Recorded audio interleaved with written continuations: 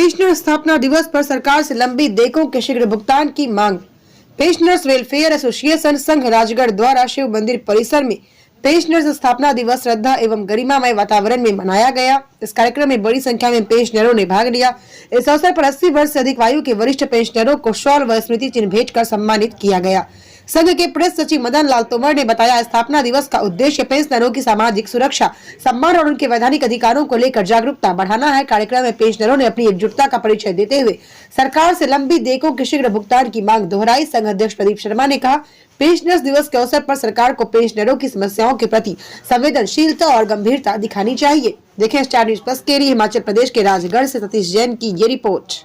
मिला उसके बाद हमारे मेडिकल भत्ते ये सब गिनवा दी गई। मेरे पास कहने के लिए कुछ भी नहीं है, पर हमें एकजुटता दिखानी पड़ेगी, इसको जिंदा रखना पड़ेगा। समय मेरे पास भी नहीं है। कल प्रदीप जी ने मुझे स्पेशली इनवाइट किया, मुझे नहीं है, जोश तो रखना पड़ेगा। सरकार से लड़ना इस उम्र में है बड़ा मुश्किल, पर फिर भी लड़ना पड़ेगा। रमेश जी ने बताया था कि हमारे जो पहली सरकार आई है इकाई जो सेवानिवृत्त कर्मचारियों का यहाँ स्थापना दिवस मनाया गया। इसमें समस्त लगभग 150 से 200 कर्मचारियों ने भाग लिया और हम तो सरकार से यही निवेदन करते हैं कि 2016 से लेके और जो जनवरी 22 तक के कर्मचारी है जिनकी लीव इन कैशमेंट, ग्रेजुटी, कम्यूटेशन जो सरकार के पास देय है, सरकार शीघ्र अतिशीघ्र उसका भुगतान भी करे, क्योंकि सेवानिवृत्त कर्मचारी किसी की आयु 70-75 वर्ष भी पहुंच चुकी है, बीमार भी है, और वो हमारा ये निवेदन रहेगा कि उनके जीते जी वो धन उन्हें दे दिया जाए। सरकार के पास जो 13% डीए है, सरकार वो भी पेंशनरों को उसकी भी अदायगी करे, और डीए का साथ में जो एरियर है, हमारा मुख्यमंत्री जी से एक निवेदन और अवश्य रहेगा कि माननीय मुख्यमंत्री जी, धर्मशाला ने आपने 28 तारीख को सुरेश ठाकुर का जो पेंशनर संघ है उनसे एक वादा किया था कि 17 तारीख से पहले आप लोगों को वार्ता के लिए बुलाया जाएगा, आप लोगों के साथ बैठक की जाएगी। परंतु इसे तो हम अपना दुर्भाग्य ही समझ रहे हैं कि आप लोगों ने हमें बिल्कुल दरकिनारा कर दिया है।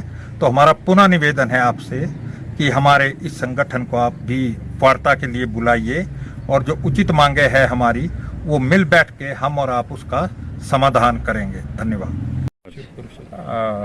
आज पेंशनर्स का जो है स्थापना दिवस राजगढ़ उपमंडल में मनाया गया। इसमें जो है हमने 80 वर्ष से अधिक आयु के जो अपने पेंशनर साथी हैं उनको संघ की तरफ से सम्मानित करने का कार्यक्रम रखा था, और सभी जो यहाँ लोगों ने बढ़ चढ़ के इस सम्मेलन में भाग लिया। हमारा जो सरकार से मांगे हैं वो यही हैं कि जो हमारा पेंडिंग जितना एरियर है वो भुगतान जल्दी से जल्दी सरकार करे, और चिकित्सा बिलों का भुगतान जैसा कि सरकार ने अभी कहा है कि 1 महीने के अंदर अंदर जो है भुगतान किया जाएगा। तो हम उम्मीद करते हैं कि सरकार जो है हमारे सभी पेंशनर्स का जो चिकित्सा बिल हैं वो 1 महीने के अंदर अंदर निपटा दें, ताकि जो है हमारे बहुत सारे लोगों को जो 2-2, 3-3, 4-4 वर्षों से मेडिकल बिलों के भुगतान के लिए परेशान हो रहे हैं। हमारे को बहुत सारे तो पेंशनर भाई जो हैं इसी इंतज़ार में स्वर्ग भी सिधार चुके हैं। तो हमारा बहुत आग्रह रहेगा सरकार से कि हमारे किसी भी प्रकार के जो जो हमारे राशियां हैं हम लोगों को जल्दी से जल्दी भुगतान करें। ऐसी परिस्थिति का निर्माण हम अपनी ओर से नहीं करना चाहते, लेकिन यदि सरकार कोई भी हो हमें मजबूर करेगी तो हम अपने अधिकारों के लिए लड़ने के लिए और अपना सर्वस्व न्यौछावर करने के लिए भी तैयार है, चाहे इसके लिए हमें अपनी जान ही क्यों ना देनी पड़े, तो इसके लिए भी हमें तैयार रहना होगा।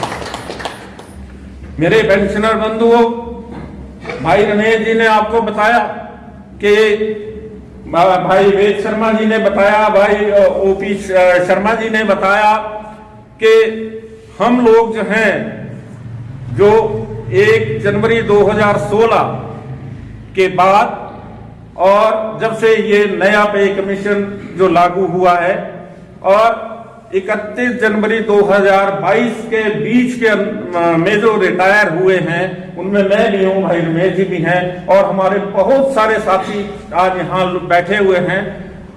जो हम लोग सेवानिवृत्त हुए हैं, हमारी जो है सरकार के पास, चाहे वो ग्रेजुइटी है, चाहे वो लीव एनकैशमेंट है, चाहे वो आपका क्या कहते हैं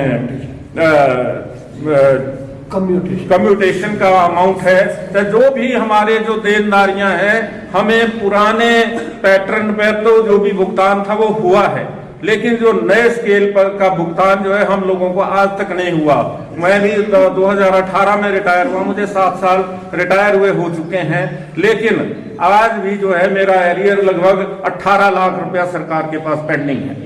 इसी तरह से मेरे बहुत सारे साथियों का, किसी का 18 लाख, किसी का 20 लाख, किसी का 15 लाख, किसी का 10 लाख, किसी का 35 लाख, 40 लाख रुपए तक का जो बकाया है वो इस सरकार के पास हमारा देय है, जो सरकार ने हमें देना है। इसी प्रकार से हमारे मेडिकल बिल हैं, जो आज देखो हम ऐसी अवस्था में होते हैं, भाई ओम प्रकाश जी का आशीर्वाद हम सब पे बना रहे और भगवान का इनके ऊपर बना रहे। ये 120 साल की अपने आप के कहते हैं कि मैं 120 वर्ष जीऊंगा, हम कहते हैं कि भाई साहब आप 200 वर्ष जिए। हम आपका इतना भगवान से प्रार्थना करते हैं और हमारे लिए जब आपने इतनी बड़ी प्रार्थना करी तो हम इसके लिए आपके आभारी हैं भाई साहब।